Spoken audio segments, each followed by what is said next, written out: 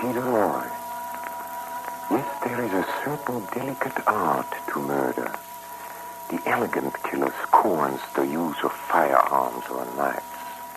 But strangulation, there a clever fellow can snuff a life out as you would a candle.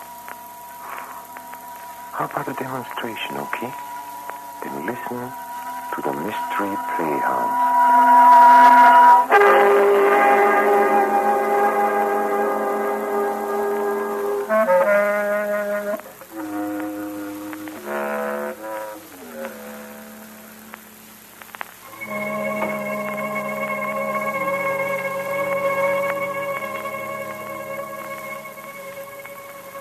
And now for tonight's play, Criminal at Large. Come with me, my friends, to Scotland Yard in London. The London of the early 1900s. A man was found dead, strangled to death, in a village called St. Mark's Priory. And Scotland Yard is investigating the murder. Chief Inspector Tanner is in his office, and he's discussing the situation with his assistant, Sergeant Tutty. Well, Tutty? Well, this bloke what was killed was the chauffeur for Lord Lebanon. His name was William Studd. He was returning from a fancy dress ball and was strangled on the way. Nobody hated him, and there's no clue as to who killed him. Fancy dress ball, eh? What was he wearing? Aha! He was dressed in Indian clothes, Tanner. And that's where my theory comes in. It was Dr. Amersham who found the chauffeur at 2 o'clock in the morning. Now, what was Dr. Amersham doing at 2 in the morning in the Priory Field? It's your theory, Sergeant. Suppose you tell me. Well, Chief Constable Tanner, Lord Lebanon. Right. Lord Lebanon is outside. Go bring him in. here's Lord Lebanon, Inspector. Hello. I hope I'm not an awful nuisance. No, not at all, Lord Lebanon. I'm Chief Inspector Tanner. What can I do for you? Well, Inspector Tanner, the whole thing is very vulgar, and when one's mother's involved, well, everything was all right while my father was alive. A shocking invalid. Never left his room for 15 years. Your visit here concerns your father? Not exactly. I'm just starting at the beginning, you know. When Father died, I should have come back from India, but then Amersham came out after me, wanted me to take my seat in the House of Lords. Silly. What? But you came back? Yes, to find my mother was expecting me to marry Isla Crane. It's deuced awkward. Awkward? She's terribly nice, but there's something odd about her. Odd? She's been frightened since that infernal murder. Why, my dear fellow, she walks in her sleep. You say she's frightened, Lord Lebanon? Of what? I shouldn't be surprised if it's that American footman my mother hired. A strapping big fellow. He lurks. He does what? Lurks. You know, you pop out of your room and there he is, lurking in the hall. Well, why don't you fire him? You're the master of the house. Oh, yes, I'm the master in a way. Still, it's rather difficult when a fellow has a mother. But I don't want any fuss. I'll probably marry Isla in spite of her walking in her sleep. What about this Dr. Amersham? Oh. Well, you might as well know. Dr. Amersham is a man I dislike intensely. Is he a friend of your mother's? I suppose so, in a way. But he doesn't like me. He doesn't like Isla, doesn't like anybody. And I'll tell you something else about him. When he was in India, a woman was killed in his bungalow. Indian woman. Beautiful gal. Strangled. Strangled? Can you tell me any more about it? She was strangled with some sort of scarf. Oh, there was a terrible row about it. But he got out of it. I see. Lord Lebanon, why exactly have you come to see me? Well, I'll be perfectly frank with you. I'm frightened. I don't want to make a scene, but at the same time, I don't want to die. Aren't you possibly exaggerating? I don't know whether I am or whether I'm not, but there's something going on. But I don't understand it. Honestly, I do wish you'd come down and look into it. All right, Lord Lebanon. We'll be down the first thing tomorrow morning.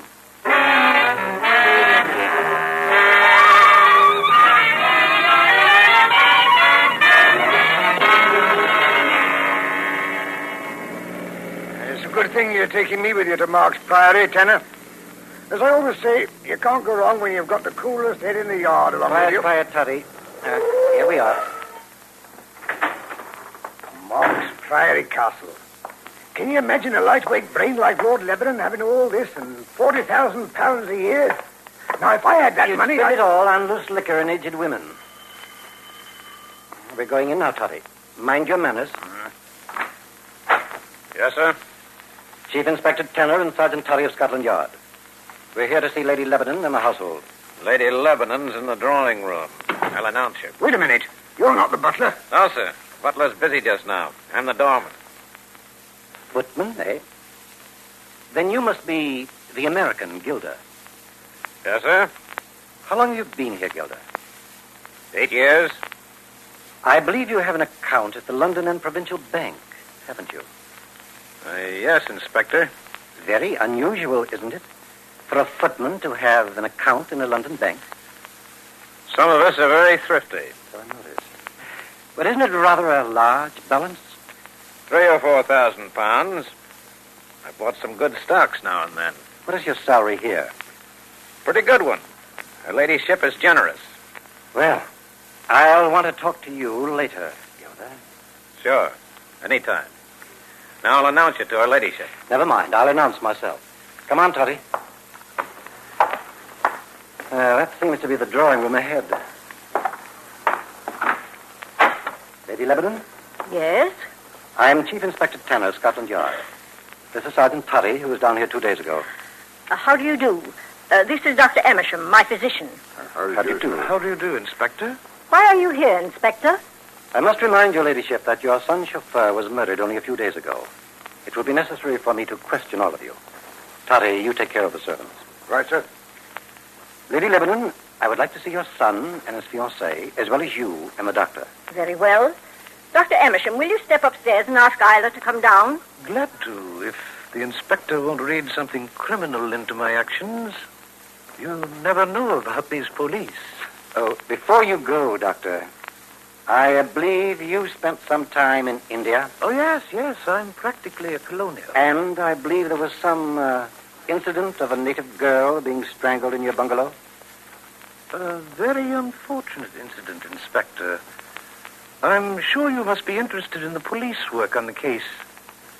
Sometime, perhaps, I'll tell you all about it. Now, if you'll pardon me, I'll see if I can find Miss Craig. That clever man. Is there anything you wish to tell me, Lady Lebanon? I knew very little about the poor chauffeur. The servants can probably tell you the things you have to know. I suppose you want to look over the castle? Yes, of course. Are you interested in blazonry, Inspector? The coat of arms you see in here represent an eternity. The Lebanon line stands unbroken for 1,200 years. It would be a pity were it to die out. I'm sure it would. How long have you known Dr. Amersham, Lady Lebanon? Many years. Since before my husband died. I was aware of that. In fact, I noticed that your husband's death certificate was signed by Dr. Amersham. Yes, it was. I believe you said you wished to see my son, Inspector. I'll go and tell him. When constabulary duties to be done, a policeman. I say, that's rather jolly.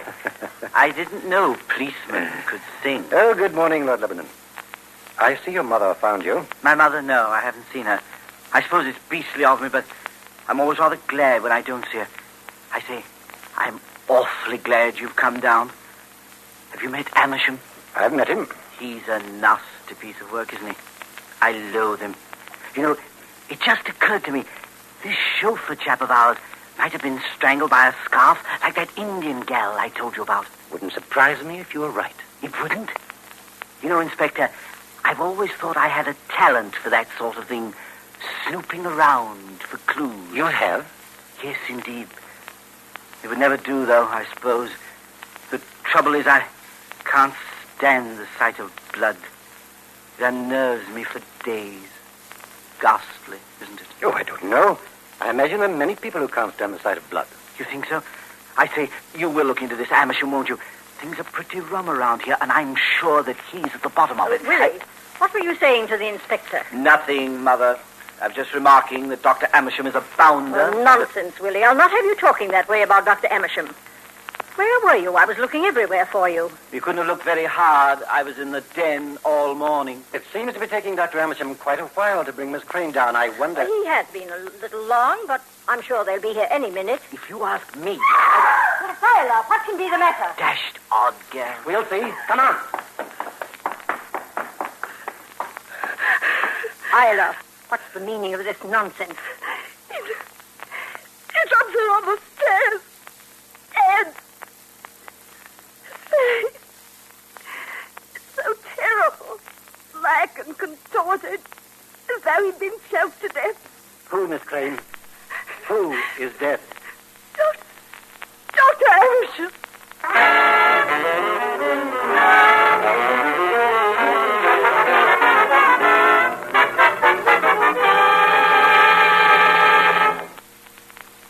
You wanted to see me, Lady Lebanon? Yes, I did, Isla. What is the matter with you? All you do is fidget and look frightened. I don't know.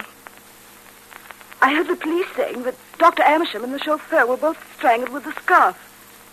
They found red threads on their throats. What's frightening about that? Well, I opened the drawer of your desk this afternoon and I found a red scarf there. My dear child, you're dreaming. Which drawer? This one. You see, there's nothing there. You mustn't let these things get on your nerves the way you do. These things! How can you speak so lightly about it? 2 men are killed here and you act so calmly.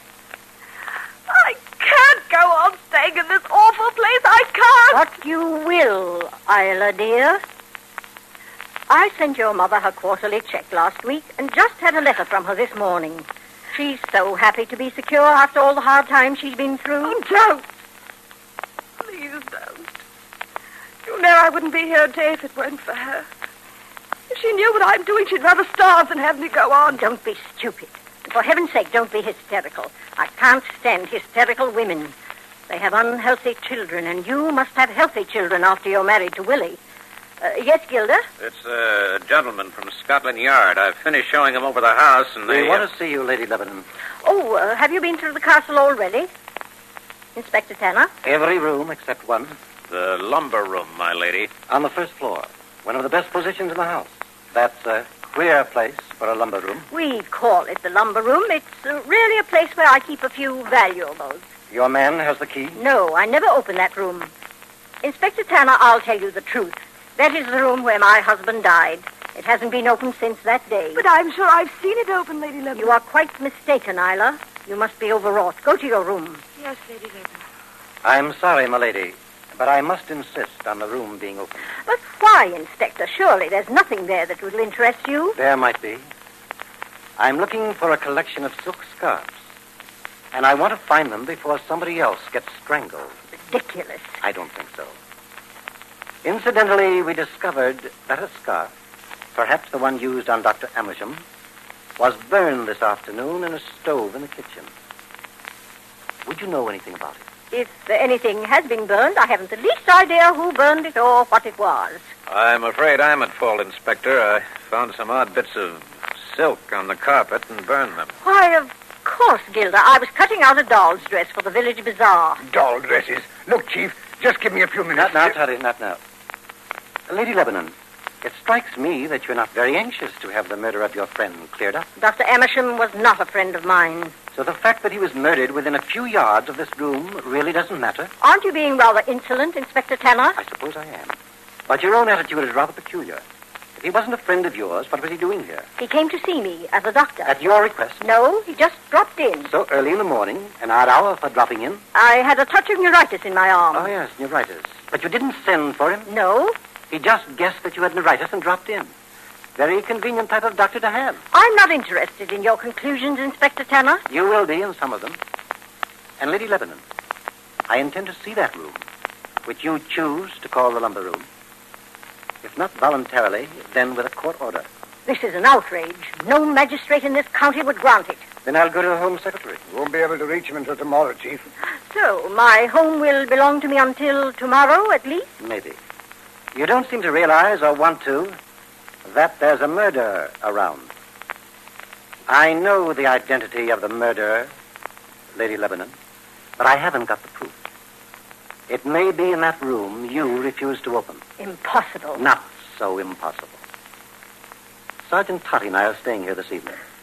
I suggest that you reconsider and give us the key to the lumber room. It may save somebody's life.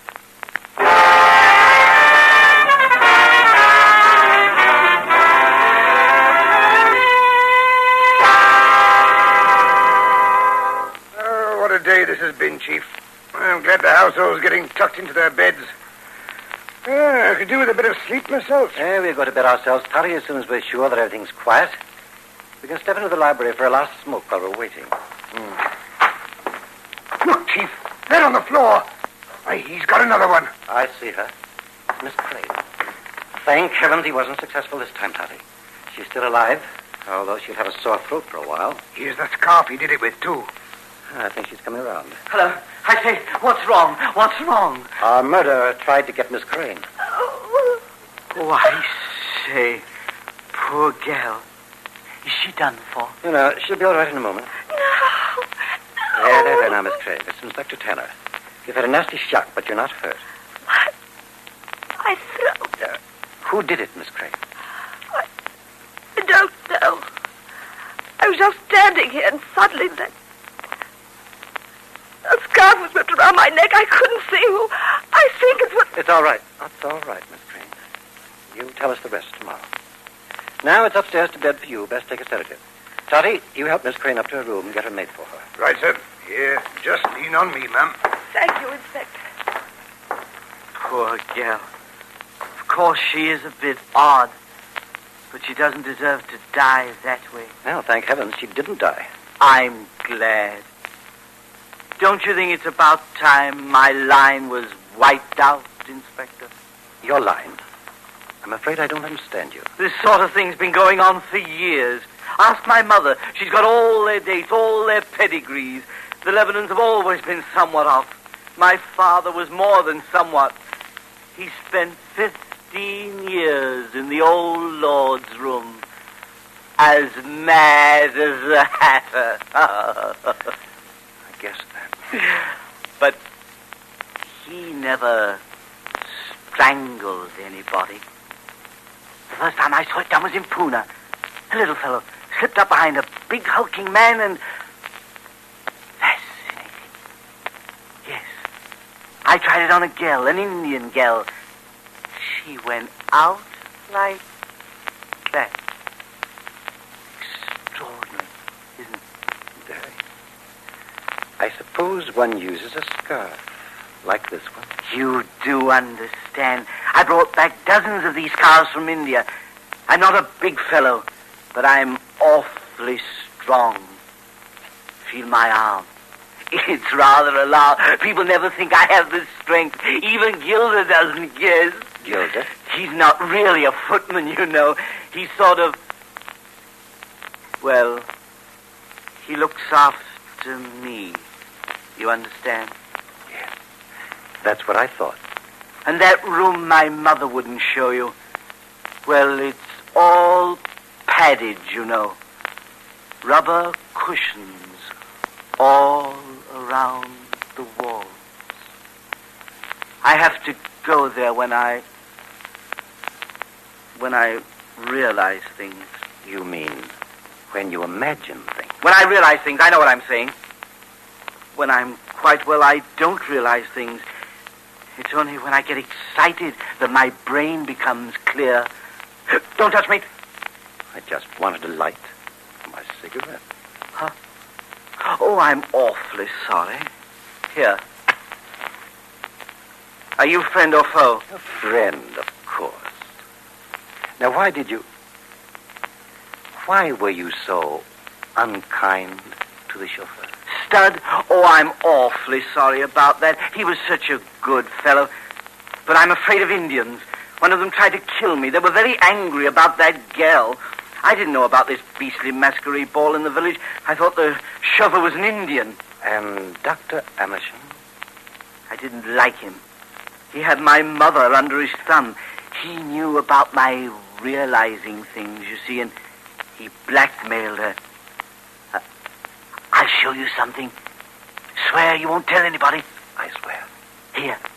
It's a gun, loaded. I took it from Gilda's room this evening. It's the first one I've been able to get a hold of since I came back from India. It's very nice. Would you mind not pointing it at me? It might go off. So it might.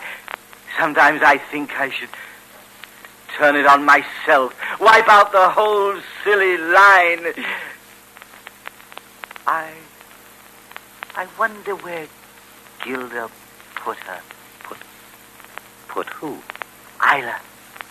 She was looking awfully like that Indian gal this afternoon. I went behind her and put my arms around her. Did you hear her run down the stairs? She knows. That's why she's frightened of me. She came downstairs the night I smashed up this place. I don't remember doing it, but I suppose I must have. That was the night I nearly got Amersham. And last night when I did get him, she saw me coming back into the house. And I'm terribly strong.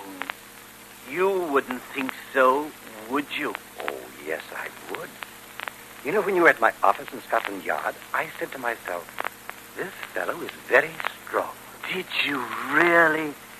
You are smart, aren't you? I say, I worried them tonight. I didn't drink my bromide. There are lots of ways of getting out of that room of mine. They don't know it, but I do. I fool them lots of times. Yes, I expect you fool him pretty often. Well, I'm going to bed. Oh, no, you're not going to bed. You're pretending that you're not scared. But you are. You see, I frighten people. I'm not frightened. No? I'll be sensible and give me that gun. No. You want to fool around with a thing like that? Well, there are lots of things I could do with this. I could end the line with this. Here comes my mother. We'll ask her. Billy, give me that gun. No, I won't. I've always wanted a pistol. I've asked you dozens of times. Get it away. You're going to give me that gun, old fellow? No, you don't touch me. Don't come near me. Billy, look, he's going to stop him. Somebody stop him. Wait, Mother.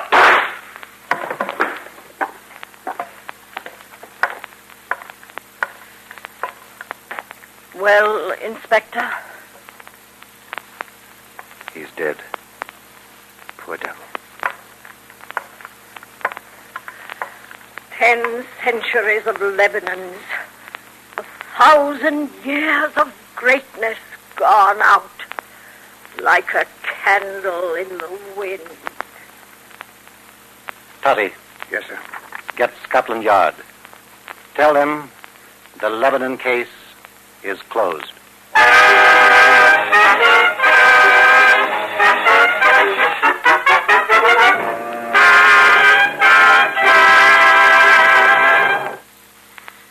Oh, if that Lord Lebanon isn't a disappointment.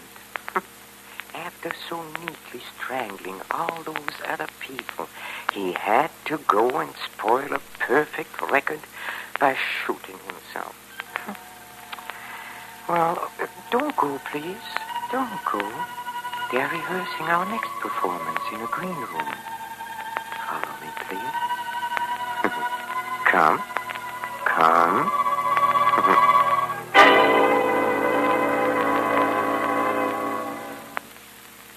you being sent, young man? Science. I'm brain delivered. Oh, listen to this. It's murder.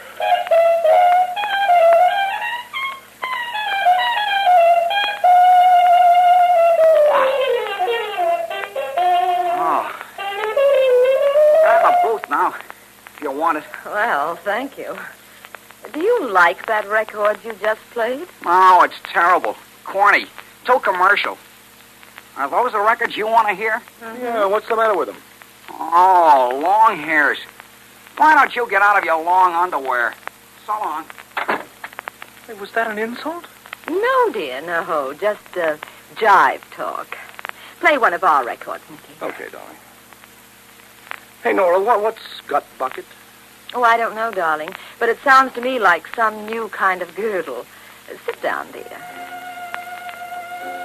Hey, what kind of stuff is that?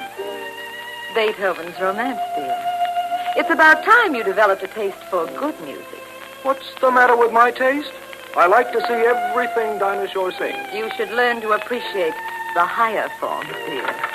Oh, here's Mr. Oh, Mr. Bailey. Nicky, I want you to meet Mr. Benjamin Bailey, the proprietor of the Cadenza Record Shop. Pleased to meet you, Mr. Charles. Oh, you do? Just call me Beethoven Benny like everybody else does. Well, Mrs. Charles, shall I start lecturing at him? Oh, please, Benny. You know, is this some kind of a plot? Uh-huh. Well, Mr. Charles, now you're just listening to a hunk of music called Romance by Ludwig van Beethoven, which is written in Andante, which means not too fast but don't fall asleep. You get it? Hey, Benny, where did you learn about music? Oh, in my youth, I was the first piccolo player in the Sing Sing Philharmonic Orchestra. Now you take that album there, Shostakovich's Sixth Symphony. Shostakovich was influenced by Prokofiev, Stravinsky, Rachmaninoff, Rimsky-Korsakov, Glazunov, Mussorgsky, and Tchaikovsky. So what happens? So Shostakovich makes with the notes, and if you spend an ear, it sounds a little like Prokofiev, Stravinsky, Rachmaninoff, Rimsky-Korsakov, and Tchaikovsky. Now, they're not to be confused with Beethoven, Bach, Brahms, Mozart, and Papa Haydn, who are of the German school, as against the Russian school. Two nations which are at war today. Which is something to think about, ain't that, Mrs. Charles? Oh, yes. Yes, it certainly bears thinking about. So to get along with my suppression, now Beethoven was carrying the torch for a hot little tomato called Countess Guicciardi. Now hark ye, how the great violinist Freddie Fatkin plays this passage. It's sheer perspiration. Well, what's the matter with Freddie? Did he run out of perspiration? No, the record stopped. Something messed up this phonograph. Oh, won't it go? No, it's dead. Well, help me push it away from the wall, Benny. Well, what killed it, Nicky? Fradkin's playing? No, baby. It was murder. Oh, phonographs don't get murdered. They die natural death. Well, here's the bullet, Nora. It smashed the motor. Well, now, who'd want to murder a phonograph? Must be some torpedo who hates music. The bullet came through that wall. There's the hole. What's on the other side of this wall, Benny? Another booth like this. There's just a thin partition of expensive soundproof junk between the booths. Someone in that other booth fired that bullet. Come on. I bet it's one of my competitors trying to ruin my business. Well, there's the door to the other booth. Oh! Steady, baby. Oh, look, Nicky, look, that woman. Benny, turn off that record. All right. Is she dead? Uh-huh. 3 bullet wounds in the head. Benny, you better call the police. Yeah, I'll phone right now. Nicky, do you think the killer's still around? No, darling. If he was smart enough to turn on that record to cover the noise of the shots, he's smart enough to make a quick getaway. Well, he must be a very queer killer, dear. He left his lipstick behind. Well, what do you mean? This lipstick I just found. It's called, Passion Smear. Oh, but that probably belongs to the corpse. It's a different shade. You see? They don't match her lips. Yeah. Hey, listen, Nora, you wait here. Where are you going? I want to speak to headquarters. This looks like a case for Inspector Gallagher. I'll be back in a minute. I wonder if... Oh, I didn't notice that before. This is interesting. Nicky, did you... Oh, who turned off the lights? Oh, let go of me. Let go of you. Help me. Someone is the killer. Nicky! Nicky!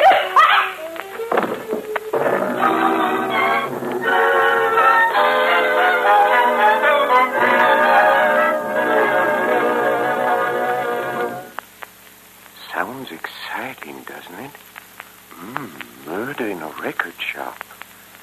Why don't you try to be on hand for our next performance, when we present Nick and Nora Charles in The Adventures of the Thin Man. This is Peter Lorre, closing the doors of the Mystery Playhouse. Good night.